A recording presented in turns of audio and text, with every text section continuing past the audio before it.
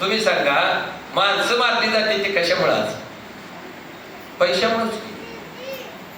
माझ्यामुळेच तुझी छाप सगळीकडे आणि माझ्यामुळे सगळ्यांना तुझा काटा निघाला. का? मिळवताना तू नीतीच्या, श्रमाच्या, कष्टाच्या, घामाच्या मार्गाने मिळवताना तू जर अनीतीच्या मार्गाने मिळवत असेल, टोप्या घालून मिळवत असेल, तर तुला गोंड्याची टोपी घालायला मिळणार, नीती घालणार.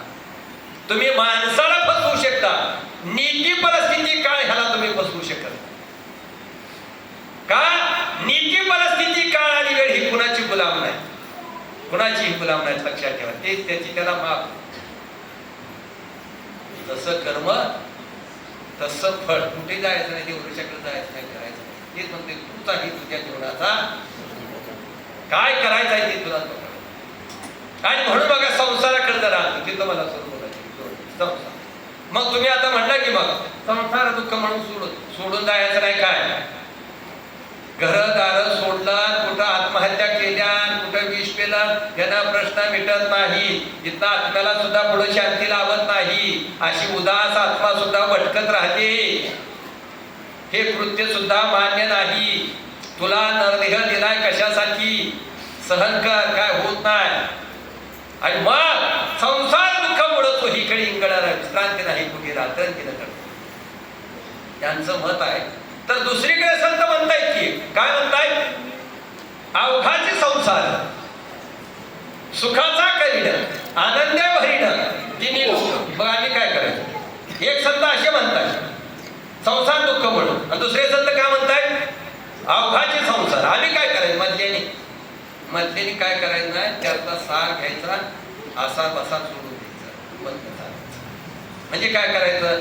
ते म्हणताय संसारात तू आज, तू तुझ्यात संसार मी करते म्हणून खाताय, मी गेल्यावर कळत माझ्यावर चालतंय, आणि मी मरतो नका तेव्हा घर चालतंय. खरं आहे, पण चिरकाल खरं नाही. चालू घडीला ते खरं चिरकाल. वाल्य माहिती आहे ना? दोन गोष्टी. एक वाल्य असंच वाटलं, भगवंताला लोक घ्यावं लागलं, 7 रांगा भरलं, खडं टाकून टाकून एवढं जाय वाट सोडून ते दाग दागिने मारून घर चालवाय. आणि त्याला असाच अहंकार होता, माझं घर माझ्या शब्दाच्या नव माझ्या चितेत पुढे घेतील, एवढं घरावर विश्वास आहे माझा. भगवंत होता साक्षात. भगवंत म्हणला ठीक आहे, एक परीक्षा दे आणि मला मार. ठीक आहे, कसली परीक्षा? चला घराकडे. बघा भगवंत स्वतः घेऊन घराकडे आला नारद. आणि म्हणजे तो असणारा वाल्मी, तो नारद राहतो. आणि आले, काय करायचं आहे? काय नाही, घरात उद्यालाच अंग टाकायचं, गडा गडा गडा लोळायचा आहे. मी मिळलो, आता मी जगत नाही, माझं पडतो काय? मी आधी तोपर्यंत मी येणारा वैद म्हणून येणार आहे, आणि माझं सगळं ऐकायचं. जे काय घराचे म्हणते ते पण ऐकायचं. मी बोलणार नाही, काय नुसतं कृष्ण शब्द करणार आहे. तू मात्र सारखं बोंबलायचं, मी मिळलो, आता पोटलंय दुखते काय, बस एवढंच. आणि परत तुला काय कळलं तर बघ कुठं मार्गाला लाग. उभ्याने अंग टाकलं, घराचा करता कारभार सगळं घरदार गोळा झालं. काय झालं? आता मी जगत नाही, माझं पोट दुखते काय कर. तोपर्यंत दरवाजावर वैद आला. वैद अरे पहिले वैद झाडपाल्याचा औषध देणं. वैदा बोलो बोलो बसो.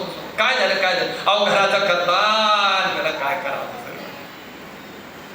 बघितलं. अरे अरे मोठं म्हणजे आता अवघड झालं. तरी असू द्या, बघतो विलास निघाले. बघितलं, केलं, पोट चापडलं, केलं. हाय म्हणलं काय झाडपाल्या थोडी औषध दिल्याने केलं, आणि एक झाडपाल्याची बाटली तयार केली औषधाची, आणि सांगून टाक ऐकतोय हा सोंगाड पण घेऊन कोंगाड पण घेऊन वाल्य. आणि मग ऐकतो म्हटल्यानंतर पण एक आणताय काय ऐकता पाहिजे बोलायच म्हणजे आम्ही तयारच आहे. हा बघा, ही बाटलीचं औषध चौकडी खील होता आणि ताडकीनं हे उठून बसणार. कोण तयार आहे? बोला म्हणजे बोला बोला बोला. मगाशी मानावर असणाऱ्या माना खाली गेली. तरी वैद्याला सुरुवात करणं भाग होतं, कारण ह्याला शिकवायचं होतं. बेभान झालेली असते काय काय माणसं, भानावर राहावी लागतात. बेभान झाले तर काय म्हणे, बोला बोला बोला. बरं असू दे म्हणजे, आहे कुठं आहे? मान आहे धाकट्या दाजो रुपयाचा हाय, कसं करावं? हे बघा, शीत तापसायचं, शीत हात घालायचं नाही बघा. लगेच वैदान म्हणलं, वडील कुठं आहे? सगळं माझ्याच नावावर आहे, अजून त्याच्या नावावर करायला सयाळ किती काय कसं करायचं काय? पुढं थांबायचं नाही, पुढं बायको मी पोरं तर बारके समजेल काय करायचं पोरं बघा. बघा पैशावर चाललेलं घर आज परत माझ्यावर चालायला लागलं. मुलं मी समजेल कोण माझ्या मुलाला? बहिणी तर दिलेले बाहेर गेलेले, त्यांचा काय प्रश्न? बोला म्हणजे वेळ नाही जाते हे तर बोलायचं ठोआ ठोआ ठोआ. मी आता राजकारण पाहिला वैद म्हणला बरं असू द्या, घराचा करताय बर का.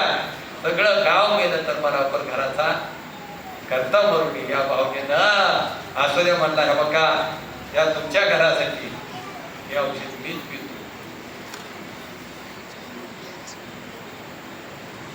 आणि म्हणून त्या वैदाने ते औषध घेतलं तसा हे चटकेनं उठून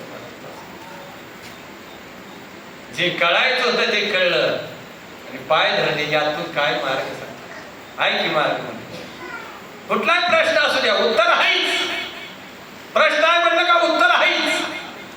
7 रांजण भरलं होतं खडा टाकून टाकून पाक उत्तर आहेच. काय म्हणले? फक्त नाम घे. काय सांगितलं भगवंतानं? फक्त रूप घे, नाम घ्यायचं. ती बी त्याला येत नव्हतं. राम नुसतं नका म्हण म्हटले नाही की सुद्धा नाही, कारण आयुष्यभर मारायचं आणि घर चालवायचं एवढाच धंदा होता. काय करत होता तर मग मारा मारा तर मत भरा. मग मारा मारा जर भरा भरा म्हणल्यावर काय होतं? मारा मारा सर राम राम. आणि मग हे राम राम चित्ताच उपरती झाली वाल्याला. नाम जपले वाल्मिकाने, फुटली डोमक्याला पाने, ऐसा नामाचा महिमा तुका म्हणे झालीस. काय करू शकत नाही. अरे वाल्याचा वाल्मिकी झाला. काय तुमच्याकडे काय चुकला चुकू दे, एवढं का वाईट वाटून घ्यायला?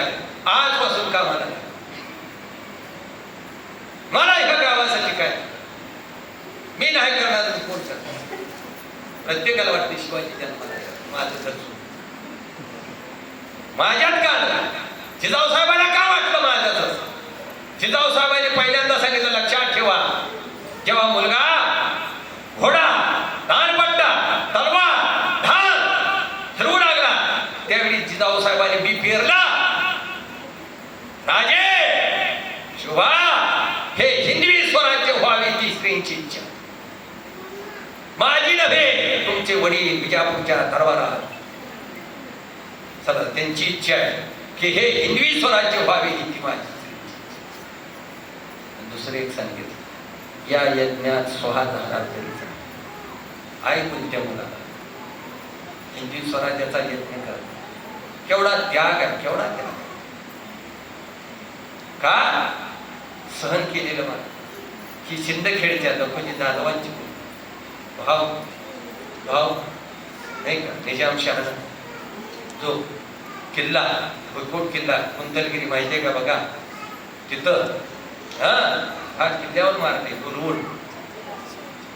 आणि म्हणून संसारामध्ये काय करा बदलण्याचा दृष्टिकोन ठेवा फक्त. आणि मग तुम्हाला ते बरोबर होतंय की आपण माझ्यामुळे अहंकार